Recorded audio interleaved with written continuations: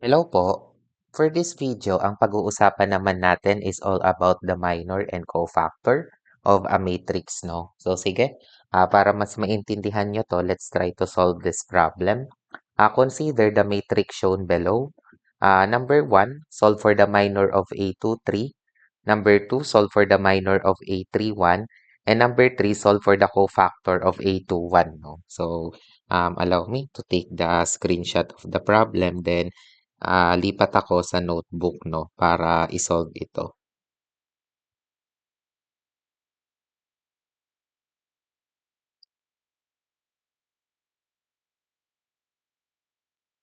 Ayan 'no.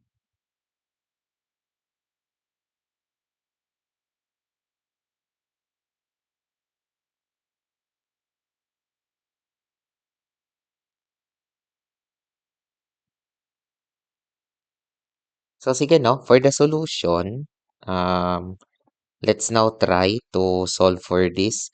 Yung una, ang tinatanong class ay yung minor ng A23 'no. So ano ba yung ibig sabihin ng A23? So ang ibig sabihin ng number niyan na class is second row, third column.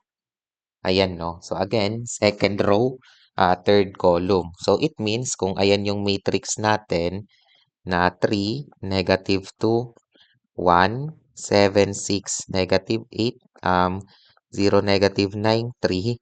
So, yung tinutukoy dyan na A23 is this one, the second row and third column, no? Or, in other words, ayan, no? Here, no? Ito yan, no? So now, paano natin mahanap yung minor niyan, class? So yung minor ng A23 is equal to, ang gagawin nyo lang is tatanggalin mo yung ka-column nung A23 and at the same time yung ka-row. So therefore, kung mapapansin nyo, yung matrix natin, mare-reduce na siya into a 2 by 2. And that is 3, 7, 1, -8. No? So again, para hindi kayo malito, tanggalin mo yung same row and same column nung element na kino-consider natin, then isulat natin yung mafo-form na matrix, no? Sa case natin, that is a 2 by 2 matrix, no? And now, after nyong ma-form ito, hahanapin mo lang naman yung yung determinant nito, class, no? So, familiar naman kayo na kapag 2 by 2, ano lang naman yan, yung forward diagonal, which is, sa case natin, 3 times -8 plus yung upward diagonal, ay sorry, hindi plus, minus, no? Recall natin, no, yung discussion sa determinant ng 2 by 2 matrix. Again, upward minus downward, no? So, 1 times 7. So, ang sagot natin dyan is 3, -8 plus 1 times 7. -1 times 7. So, ang minor ng A23 is -31, no? So, that is now the answer, class, no? So, I do hope that's clear, no? So, yung pangalawa naman na tinatanong dito is the minor of A31. So, again, ang interpretation natin dito is third row, first column, no? So, ayan siya. Kaya pag sinulat natin yung matrix, 370, -26, -9, 1, -8, -3. So, yung third row, first column is ito. 'Di ba, no? Because third row, first column.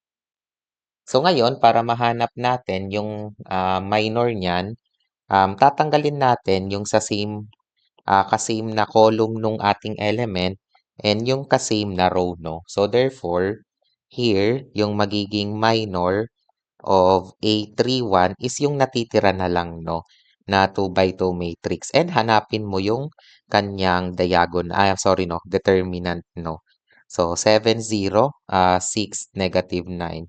So, that is equal to, yung forward, so, 7, -9, minus yung upward natin, 6 times 0, no? So, that is now the minor, no? Here, 7 times -9 tapos minus 6 times 0. So, ang sagot dito ay negative 63, no? So, that is now the answer, no? So, how about the cofactor? So, ano naman class yung cofactor, no? So here, ire-recall lang natin yung sign convention natin sa matrix, no? Yung plus minus plus, so on so forth, minus plus minus, so on so forth, plus minus plus, so on so forth, and minus plus minus, so on so forth, no? Then ito rin, dire-diretso din to, no? So kung maalala nyo, meron tayo ditong kino-consider na sign convention ng mga elements ng matrix, no? So, yung cofactor, it's still just a minor, tapos susundin mo lang yung formatting natin dyan, no, na naka plus minus plus, no. So, ano ba yung gusto kong tukuyin dito? Halimbawa, ang tinatanong dito, cofactor of A21. So, of course, ang nakalagay dyan is, here, this is second row, first column, no. Ayan siya. So, ang gagawin natin dito is, isulat ko muna yung matrix, 370, -2, 6, -9, then 1, -8, -3. Ngayon, yung ating A21 is this one. Ayan siya, no? We are in the second row, first column. So, di ba, no? Second row na yan and first column.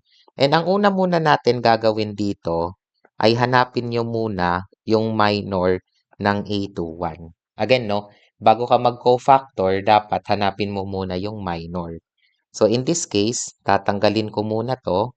Tapos, hahanapin natin yung determinant nung natitira, no? So, here, that is, yun na nga, downward minus the upward diagonal.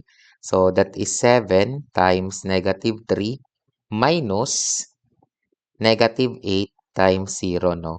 So, here, yung minor ng A21 is equal to 7 times -3 minus -8, 0. So, ang sagot natin dito, -21. However, kung ire-recall nga natin yung sign convention natin dyan, kapag 3 by 3, naka plus minus plus, minus plus minus, plus minus plus, no? Or in other words, naka-checkered tayo, no? So, ano yung gusto kong i-point out dito? Yung A21, ito yung sign niya, no? So, yung sign ng A21 class, according dito sa pattern natin, ay negative. So, therefore, yung magiging cofactor ng A21 is equal to negative nung minor of A21. Ayan siya, no? So, ganun yung magiging process. And finally, yung magiging cofactor of A21 is negative of -21 or +21, no? So, yan yung sagot natin, no, for the cofactor. So, by the way pala, sir, what if pala dito sa sign convention, positive na? Ibig sabihin ba nun yung minor saka yung cofactor magkaparehas? Yes po, no? Pero yun na nga, ang rule dito, pagdating sa cofactor, kailangan hanapin nyo muna yung minor ng element na yon. Tapos, titingnan nyo siya dito sa sign convention kung positive siya or negative. So, kung positive, edi ilagay mo dito positive ng minor. Kung negative, edi ilagay mo dyan negative ng minor, no? So, ito yung use ng ating sign convention, no? And di ba this is consistent naman doon sa expansion of minor natin na paghahanap ng determinant ng matrices natin, no? So, this is ano, no, a way of solving the minor and cofactor of the matrix, no? So, I do hope, no, madali siyang maintindihan, no? Thank you so much and ingat kayong lahat.